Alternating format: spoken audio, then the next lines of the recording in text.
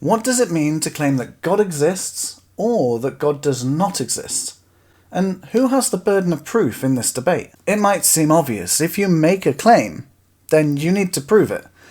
But what happens when the concept of God itself is so poorly defined that it's meaningless? Don't get me wrong by the title of this video. I am aware that any claims made about reality require the burden of proof. And I understand that the statement, "No God exists," is considered by most a claim about reality. But despite being accepted this way, I have a challenge to that. So I'm going to be trying to keep this video as short as possible to present my argument as clearly as I can. That being said, before we begin, I'd like to point out that I am an atheist, if you haven't already guessed from my channel.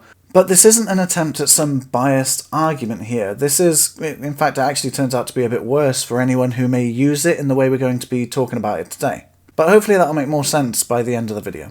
So with that in mind, this is why the atheists don't actually have a claim to begin with, and why the burden of proof lies entirely on the theists' specific claims. Part 1. Belief versus claims. An atheist doesn't believe in gods. A theist believes in one or more gods. These are personal beliefs. They're about what someone, an individual, accepts to be true, but not what is necessarily objectively true about reality. So the burden of proof is not required there, and atheists are not required to make a claim. And nor are theists, as they're both claims about their belief, not about reality. Of course, we'd like what we believe to be true to actually be true about reality, but a claim about belief is different to a claim about reality. So it is not required for the atheist or the theist to have a burden of proof by simply existing as such. But when someone makes a claim like God exists or God does not exist, well, that's where the burden of proof may come in. I say may because that's what we're challenging today. We're just setting up the stage and making sure everyone's on the same page so far. Part 2, the theistic claims and the burden of proof. It's obvious that many theists make claims about reality, like God exists or gods exist, or that he's male or she's female, or completely genderless, has 6 arms, a bird's head, or is the literal moon, for just a couple of examples. These are clearly positive claims about reality that, no, without a doubt, require a burden of proof. Part 3. Atheistic claims and the burden of proof. It's less obvious to some, but atheists do make claims as well. For example, your God does not exist. A tri-omni God is not possible while observing the earth, and God cannot have started time before time itself existed to be started. These are absolutely claims, but they're not required because they're counterclaims. They are countering a specific God claim that's already made. Polytheists would argue for multiple gods, and monotheists would argue for a single God. And they can argue the same arguments that the atheists are making there. So, are they truly atheistic claims? So these are also examples of theistic counterclaims. They are counterclaims to when theists already make claims about their God, like, God is the first cause. They present their burden of proof as in everything has a cause, therefore something must have started it all, something uncausing, and they have their answer as God. The atheists and theists that counter this are stating things along the lines of, it doesn't quite reach the burden of proof, it doesn't meet the standard of proof, or that it's not evidence at all. For example, if everything has a cause, then God must also have a cause. And if you can put God there, you could also put the universe there. Or if you can put your God there, I can put my God there. Those sorts of things. This is denying the claim. So they have their claim and you've denied it. The evidence presented is either insufficient or irrelevant to those who disagree with it, as we've spoken. Otherwise, like Hitchens' razor, a claim without evidence can be dismissed without evidence.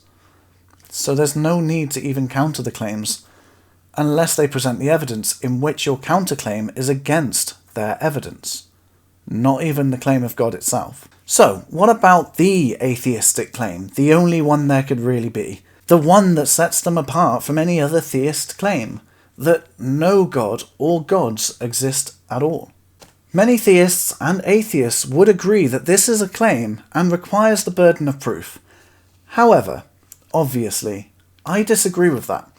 And not because I don't think that the claim itself meets up to a standard in which it can then pass on into the burden of proof, but I don't think it's a claim at all. It doesn't meet the standard of the definition of a claim. And if it's not a claim, then it can't require the burden of proof. But before I take that one step further, I feel like there is something missing, something that's key. What is the atheist actually denying here? Well, it's obviously God, right? Sure. But what is that? I mean, think about it. Without a clear definition of what God actually is, and to do this, we're going to need to remove our notions of a preconceived God in our mind, which has been put there by either theistic claims of random people we meet, or through influence of society around us. For example, if you're growing up in India, your preconceived notion of a God, even if you're not a theist, an atheist in India, as a guess, would likely believe that the definition of a God requires a different standard to someone over in England or America. Because in England and America we have monotheism around us all the time, so a God must be an individual. But over in India, that's not really a requirement at all. So the ideas of a God without pre-existing theistic claims in our mind influencing what we think on this regard, that a God clearly doesn't require anyway, what is a God? So, thinking without our preconceived notions of what a God is, what is the atheist actually denying? A single God? An all-powerful God? Monotheism? Polytheism? A God that's all good? God doesn't have to be good, he could be evil. Good and evil is subjective anyway. Maybe it's not, maybe it is objective. And that God is the describer of that. Or, he's the definition of what's good. Or, as I'm doing now, I said he. Quite constantly because I'm in England and God is always described as he. But that's not a requirement either. So without a clear definition of what God actually is, trying to deny God's existence is like saying that Fluschmidth doesn't exist. What is a Fluschmidth? I don't know. It's kind of equivalent to asking what happened before the Big Bang, which is like saying what happened in time before time existed. When you watch Toy Story, what happened 5 minutes before the film started? It's not a part of the film, so you can't even say nothing, because not even that existed in the film. These are questions and statements that sound like they make sense, but do they really? For an atheist to say that God does not exist is meaningless without a clear definition of what God is. Atheists aren't rejecting God as some vague, unconceived notion of existence, of an existing entity, some sort of undefined concept. They're rejecting specific claims made by theists. An atheist cannot reject something that hasn't been defined, and defining God is a theistic claim. So rejecting one is always going to be a counterclaim. Even in this most extreme example, it's either a counterclaim or nonsense. It's incoherent. Part 4. The tree god analogy. This might be better explained by ironically looking at the trees. Or, more specifically, this tree in my backyard. This tree is God. It is just a tree, but it's God. Nothing supernatural about this tree. It didn't create the universe or anything like that. God has not possessed it. This tree is just God. This tree just so happens to be God, and does not require worship, by the way, in case you were wondering. My definition of God is this tree right here. Because the word God is so vague and undefined, I had to fill in that definition with something specific, a much more specific theistic claim. My theistic claim is this tree is God, and asking me to define God further will result in me saying God is this tree. It's a circular argument, or circular reasoning. By my own definition of a God, I am correct. My tree is also a God. Most likely not your definition of a God, I'll admit. But my evidence is the tree itself and the definition of God. Anyone arguing against this claim doesn't really have much to go by, Atheists and theists can say that it's irrelevant or unfalsifiable, and they don't require the burden of proof for that. But nor do they need to accept it. Or they can state that's not what God is, which might be problematic for the atheists to claim, as they would have to rely on a theistic claim of God to support that, else they have nothing to go off of. And it might be very hard to prove against it for a theist, but I seem to have as much right to claim that my tree is God than any other claims of God that exists. And those theistic definitions of God require a burden of proof, because they're claims about the God that they are supposing exists about our reality. This analogy shows how a lack of definition renders God meaningless. If the tree is God, then what stops anything or everything from being God? Many people claim to be God. Without a clear, consistent definition, the concept of God becomes too vague to argue for or against. Part 5. Theistic claims are the key. This is the key I was talking about earlier. Atheists have nothing to go off of when talking about a God as a vague and meaningless concept. They can't claim anything for or against a God without an idea of that God in question. So, do atheists require the burden of proof? No. But why? Is why we're here, right? Surely a claim like gods do not exist or no God exists, even without a definition, is still a claim, right? Well, unfortunately, that statement does not meet the definition of a claim. A claim requires a statement to have the ability to potentially be true or false. And for us to assess whether that's possible, we need to have a coherent statement. We can't make an incoherent statement and then wonder whether it could be true or false. There's too many different gods, too many different definitions of a god, or gods. Basically, without a clear definition of what a god is, we don't have the ability to make a coherent statement about it for it to be a claim. We need a theistic claim to start with before we can then challenge it. And when we challenge it, we can say that God does not exist and it be coherent only in the context when we're in the presence of a theist. If I was to just upload a video stating God does not exist, that would be incoherent. Any number of people could come on and go, well, that's a load of rubbish. My God does exist. His name is Yahweh or Allah. And those two are pretty similar. But then you've got, Vishnu, who is a part of a pantheon of gods. And suddenly these two definitions are very different, as we've discussed. Not all theists, but theists are the ones making claims about the definition of God, and thus the existence of God within our reality. And until they do that, there is nothing to argue about. When they make these theistic claims, that's when the burden of proof lies entirely on them. Like I said earlier, if I was debating a theist, the context of the conversation, of the debate, what's being currently discussed, contextualizes the word God into the theist's meaning. The atheist is accepting their definition of a God and challenging God that way. If another theist came in with a completely different mindset of what God means, I can then say both of their gods don't exist. But still, I'm using that person's concept of a god to challenge him, and that one to challenge them. If no theists came in to debate me and I was on my own as an atheist, I couldn't challenge the non-conceptualization of a god. So if I said God does not exist, it doesn't make sense.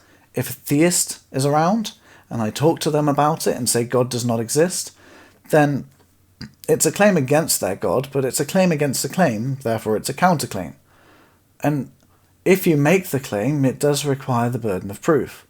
But my point is, you don't need to make that claim. They have a theistic claim of a God that the burden of proof hasn't been met yet, so you don't need to challenge the God concept. You can challenge their evidence, but pretty much by people's own definitions of gods, most of them physically cannot have evidence. God is incomprehensible, but ironically they've comprehended it, which is one of my arguments against most gods. Us mere mortals can't comprehend the God I believe in. Okay, but you know that he doesn't like it when gay people kiss. You've comprehended that at least, haven't you? whilst also admitting it's impossible for you to know that. But anyway, this isn't a debate on whether God exists or not, this is on who has the burden of proof. So instead of claiming your God does not exist, the best answer an atheist can give, unless it's not true obviously, if you believe them and you accept their evidence, then by all means don't say this. But as it currently goes in a standard scenario, then an atheist should simply say, I don't believe your claim on God, or I don't believe you, because that's pretty much the stance you can take. You don't need to provide evidence for that, and if you want, you can say what would convince you of a God, and if that never gets met, then you don't have to be convinced. But that's enough until they provide evidence. And when they provide the evidence, then point out whether it's insufficient, if it's irrelevant, or if it does need challenging, then counter it, and provide your own reason why.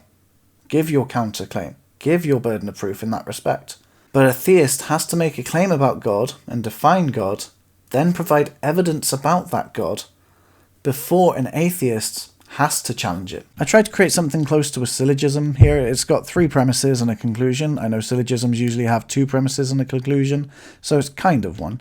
Premise 1. A claim requires a coherent definition of its subject to be meaningful. Without such a definition, the statement is incoherent and cannot be meaningfully asserted or denied, therefore would not be a claim. Premise 2. The term God or gods relies on a theistic claim to provide a coherent definition. Without such a claim of a definition, the term lacks meaning and cannot be discussed as a valid concept. Premise 3. In the absence of a coherent theistic definition, the statement God or gods do not exist, do not address a meaningful concept, and therefore is not a claim. Conclusion. The burden of proof rests on those asserting the existence of God to provide a coherent definition and supporting evidence. Until then, the statement, God does not exist, does not require justification as it's incoherent.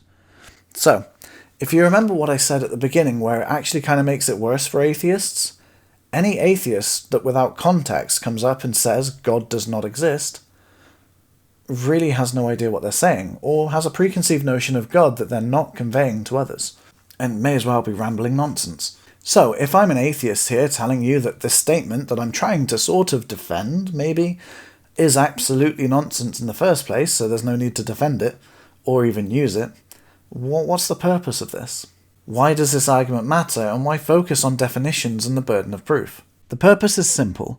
It's not to disprove God or avoid the debate entirely, but instead to keep the debate productive and honest. Too often, discussions about God spiral into confusion because the concept of God is not clearly defined, even with well-known concepts like Christianity. And this has nothing to do with belief. Not the way that, is God a table? It's like, no. There, fine. Yeah. We'll deal with the materialist. Yeah. God does not have the same being as a table. He's not another piece of furniture in our ontology. Well, no one ever said he was. Right. There's not a claim like. In fact, just the new atheists, I think. The claim in the Old Testament constantly is that whatever God is ineffable.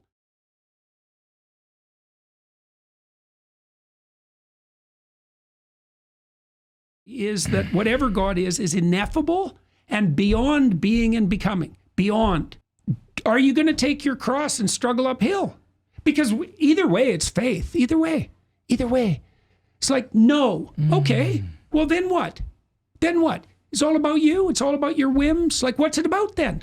What spirit is going to possess you if it's not that spirit? I'm repeating myself and I apologize, but it seems to me that God could not exist and it could still be the case that I can carry my cross uphill and that be beneficial to me. So why not just accept that? Or why not be open to that? Because the concept of God is something like the spirit of, what would you say, hierarchical harmony. It's something like that. This is a definition. So look, yeah. Beneficial for you. No. It's by beneficial, I don't. Okay, so the way the biblical corpus deals with that is it doesn't define God, it characterizes God. What's the difference? What does it mean to characterize? You use a narrative to characterize. Okay. So, in the opening chapters of Genesis, God is the spirit that broods on the waters, the primordial waters of potential. Tohu vabohu, teom. It's not water. No, there's no water created yet. It's potential. It's the Leviathan. That's the other thing. Many people who claim to be a Christian believe in Christianity in a wide variety of ways. There are many different derivations of Christianity, and not only that, many people ascribe to their own personal concept of their own version of Christianity. Some people just believe in a God, and therefore that's enough. They call themselves a Christian.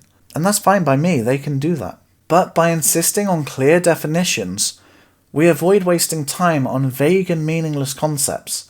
Like with a Christian who believes fundamentally that the Bible is 100% true, and another Christian who believes that everything in the Bible was wrong, because it was just a metaphor, or humans wrote it and it's been translated and it's not correct anymore, but there was once meaning behind it.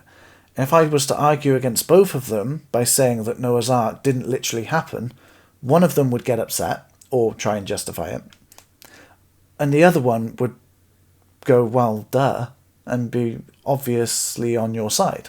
It also helps atheists and theists from making bad arguments against the opposing claim. For example, atheists don't need to waste their time trying to disprove something that hasn't even been properly defined. Finally, this approach makes clear where the focus belongs, on the specific theistic claims. If they want to be taken seriously, they need to provide a coherent definition of their God, and provide evidence to support that. Because the evidence simply won't work without defining God in the first place, because the evidence could be presented. Why does it relate to your God? Is your God the creator of gravity, and he's the one that holds everything together? Is it a he? I don't know. I keep doing that. Is it a God of the gaps? We don't know, so it could be God, and it could be. Who knows? I mean, we know that mass controls gravity, just like magnets control magnetic metals. But we understand electromagnetism pretty well. The theory of gravity is still up for debate, I'll put it that way. But it's an effect that we have in the real world that we don't have a complete understanding of. We have many good understandings, but physicists have been trying to merge it with quantum physics and it doesn't work. Anyway, we're getting sidetracked, I've got to keep this short. In the end, this isn't about evading the questions of God, it's making sure that we ask the right questions in the first place. Because even as an atheist, I want to know if God's real. That's why I'm an atheist. Only then can we have a meaningful conversation on this topic. So next time someone says, atheists need to prove God doesn't exist, remember this. 1. Without a clear definition of God, the claim is meaningless. 2. Atheists don't have to disprove vague concepts or unfalsifiable claims. 3. The burden of proof lies squarely on the theistic claim on the definition of a God in the first place. Until then, atheists and even theists can simply reject the claim, and so should you. What do you think? Does this make sense? Do you still think atheists have a burden of proof? Let me know in the comments, as I understand that I'm challenging something that many people agree with. And I'm doing this mostly for fun and for my own understanding. If I'm wrong, point it out and let me know where I've gone wrong. Then maybe I can redefine my argument and make it better. That's how we all learn, isn't it? Questioning things and challenging people. I'd be happy for you to challenge me too. That's how we learn. We challenge things. And we challenge ourselves and each other. So, challenge me.